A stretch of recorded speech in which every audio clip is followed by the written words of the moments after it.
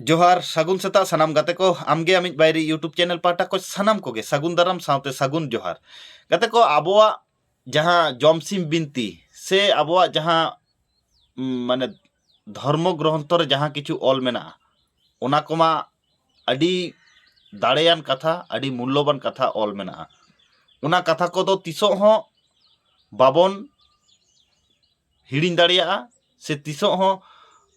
ओना को अमर तहना ओना कथा को मेखा ओना को तिसो हो बाबन बदल दड़ा मेखा गाते को ओना कथा बात्रा जुदी आबो जीवन रे बन एप्लाया आबो दो जरूर बन बदल दाड़िया ओना खातिर धर्म संक्रांत जहां आबो मेना जमसिम बिनती आरो आयमा गोटांग जहां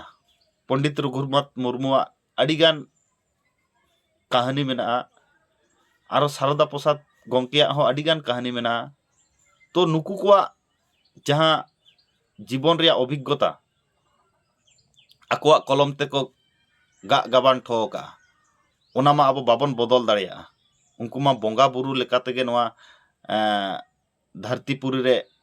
ऑल पासनाव ठोका को मेनखा उनको कथा बात्रा आंजम काते किंतु आबो जीवन बन बदल दाड़िया ओना खातिर सत पथ रे ताहे काते नोआ को जिनिस हो किंतु कटी चुलुंग आबो रियलाइज दरकार तबे जिंदगी बन माड़ांग दाड़िया और जुदी नोआ को हो आबो बाबन एप्लाई आबो जीवन रे ताले चेत इन जनरल साधारण जीवन यात्रा के आबो चला सारी से बंगा नोआ कथा कमेंट काते लई तबन पे और नोंकाना मोटिवेशन कथा नाम लगी आमगे आमित बायरी यूट्यूब चैनल सब्सक्राइब का तबन पे मा एनखान सानाम कोगे आर मिद धाव जोहार।